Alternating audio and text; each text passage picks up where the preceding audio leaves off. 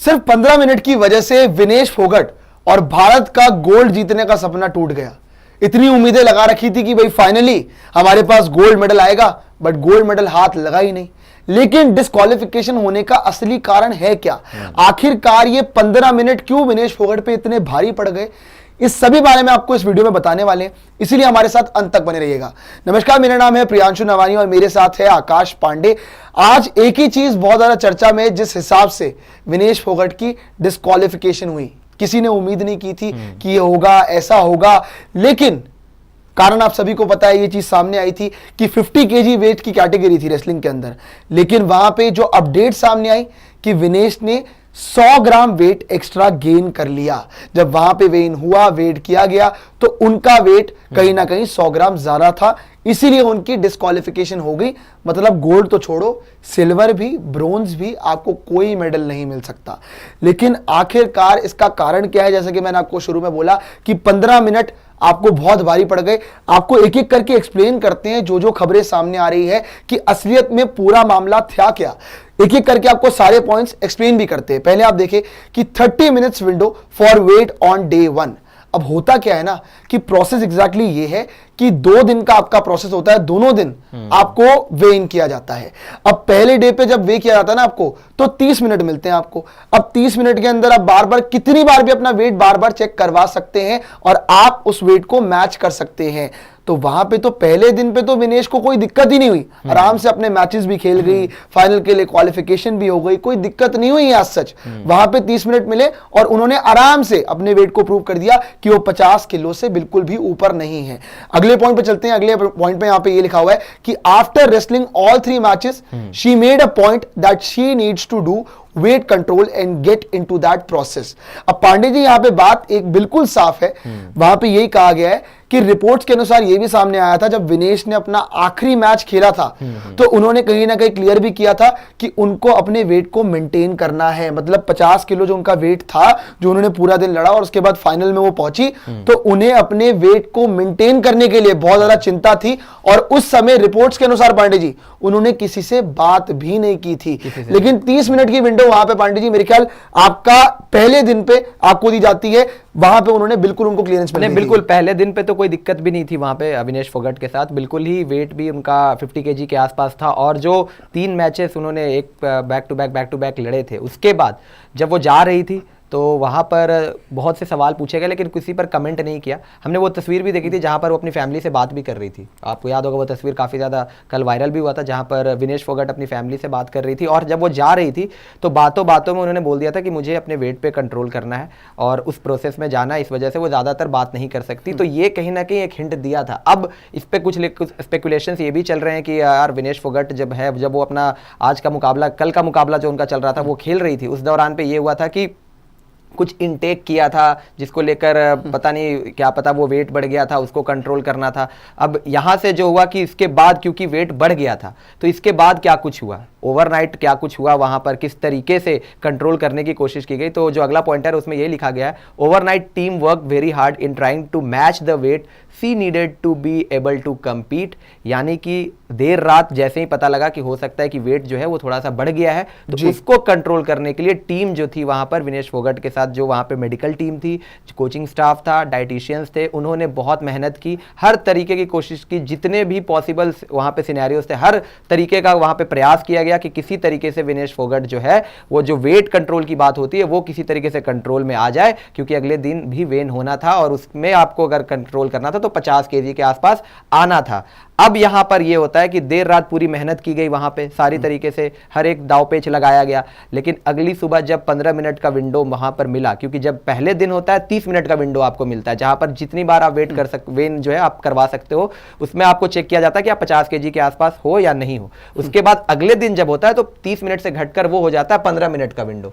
15 minute के window में आप जितनी बार वेन होना, जितनी बार आपका वेट वहां पे देखा जाता है, नापा जाता है, उसमें यह देखा जाता है कि आपका जो है 50 केजी वेट है या ओवरवेट तो आप नहीं हो। उसमें क्या था कि जब वो प्रोसेस किया गया तो विनेश फोगट जो है वो ओवरवेट पाई गई फ्यू ग्राम्स। अब इसमें क्लैरिटी ये नहीं आ रही है कि पता नहीं 100 ग्राम था, 50 ग्राम था, 150 ग्राम था, कितना था, लेकिन जो रिपोर्ट्स आ रही है उसमें ये बताया जा रहा है कि 100 ग्राम जो था वो विनेश फोगट ओवरवेट थी। कंट्रोल करने की पूरी कोशिश की गई, हर तरीके से वहां पर हर तरीके का आजमाया गया, यहां तक कि खबरें ये भी थी कि बाल तक काटने के लिए वहां पे लोगों ने, मतलब वहां पे ऑफिशियल्स ने ट्राई किया था। जी बिल्कुल, सोर्सेज के हिसाब से ये भी सामने आ रहा था कि उनका हेयर कट करने की भी कोशिश की थी, ये बात की गई थी इस बारे में कि शायद उससे आपका वेट थोड़ा कम किया जाए। बट लेकिन जैसा कि पांडे जी ने भी आपको बताया कि 15 मिनट मिलते हैं दूसरे दिन में, आपको 15 मिनट मिलते हैं, उसमें आप जितना मर्जी अपने आप को प्रूव कर ले, जितनी बार आप अपना वेइंग करवा सकते हैं। लेकिन अगर आप प्रूव नहीं कर पाए तो अल्टीमेटली वहां पे फैसला यही आएगा कि आप डिस्क्वालीफाई हो जाएंगे, चाहे वो 1 ग्राम का भी फर्क हो। यहां तो 100 ग्राम का फर्क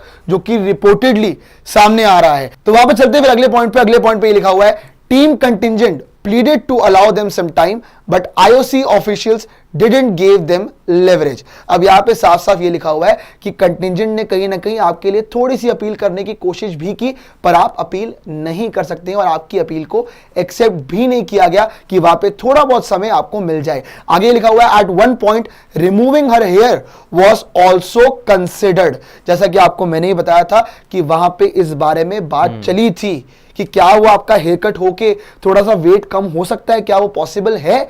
बट लेकिन इस बारे में भी कोई ज्यादा बात आगे नहीं हुई और अल्टीमेटली आपके हाथ क्या लगी, डिस्क्वालिफिकेशन। जो 15 मिनट का इशू हम आपको बता रहे हैं कि 15 मिनट की वजह से कहीं ना कहीं आपके सामने यही निकला कि आप वो 15 मिनट में भी आखिरी प्रूव नहीं कर पाए। हालांकि उन 15 मिनटों के लिए आपने पूरी रात तैयारी करी, पूरी रात आपने कोशिश करी कि आप शायद वो वेट लूज कर सके, बट एंड मोमेंट तक आप वो नहीं कर पाए और आपको 1 मिनट भी एक्स्ट्रा नहीं मिलेगा। ये सीधी सीधी बात है। यहां पे ये भी लिखा हुआ है आगे कि Vinesh was crying in pain right now, she is in the Olympic village polyclinic getting drips to restore the levels. मतलब यहां पे साफ साफ यही लिखा हुआ है कि वो हॉस्पिटल में नहीं है। ये क्लैरिटी आपको दे रहे थे क्योंकि बहुत सारी बातें चल रही थी पांडे जी कि विनेश शायद हॉस्पिटल में है, शायद वो हॉस्पिटलाइज्ड है, लेकिन ऐसा कुछ भी नहीं है। वो ओलंपिक विलेज पॉलीक्लिनिक में है जहां पे उन्हें ड्रिप चढ़ रही है और इसीलिए आपका कहीं ना कहीं ये भी आ रहा है कि बहुत ज्यादा पेन भी हो रहा है उन्हें। एंड पांडे जी एक और इंटरेस्टिंग अपडेट आपको बता दूं जो हमें सोर्सेज से पता लग रही है कि बहुत ज्यादा कोशिश की गई थी, एंड मोमेंट तक कोशिश की गई थी। इवन विनेश भी बड़ी कोशिश कर रहे थे कि शायद कुछ हो जाए, बट लेकिन एट द एंड आप उस कहीं ना कहीं वो कहते थे ना जो आप अचीव करना चाहते थे वो हो नहीं पाया। एक्चुअली हुआ ये था क्योंकि रात भर काफ़ी ज़्यादा मेहनत करी थी वहाँ पे, बहुत डिहाइड्रेट भी हो गया था और डिहाइड्रेशन की वजह से ना जो हम अभी ये देख रहे हैं कि इस समय पर वो पॉलीक्लिनिक में, हॉस्पिटल में नहीं है लेकिन ड्रिप चढ़ रही है। ड्रिप चढ़ने के पीछे का वजह ये कारण यही है कि वहाँ पर बॉडी जो है वो बहुत ज़्यादा डिहाइड्रेट हो गई थी। अब आप वेट लूज़ करना है आपने 1 दिन के अंदर, तो आसान होता नहीं है, मेहनत आप करते हो हर तरीके से, जो भी उनके बैग्स में ट्रिक्स थी उसको वो कर रही थी, फॉलो कर रही थी, जो तरीका था उसको अपना रही थी, लेकिन एट द एंड करते करते, बहुत कोशिश करते करते, अगर तो ये 2 kg ऊपर ओवरवेट था या 3 kg ओवरवेट था, तो उसमें से अगर तो ये 100 ग्राम के आसपास रह गया, यानी कि आप सोचो कि 6-7 घंटे में कितनी मेहनत की होगी, साइकिलिंग की होगी, ना जाने कितनी एक्सरसाइजेस की होगी वहाँ पे। तो इतना जब आपने वहाँ पे मेहनत किया होगा तो कहीं ना कहीं उसका असर तो बाद में दिखाना ही था। अब लास्ट में आप तकरीबन 100 ग्राम के आसपास रह गए, यानी कि ऑलमोस्ट, अगर तो 2 kg आप ओवरवेट थे तो 1 kg 900 ग्राम आपने वेट रिड्यूस किया। अगर आप 3 kg ओवरवेट हो गए होगे तो 2 kg 900 ग्राम आपने वेट रिड्यूस किया तकरीबन 7-8 घंटे के अंदर।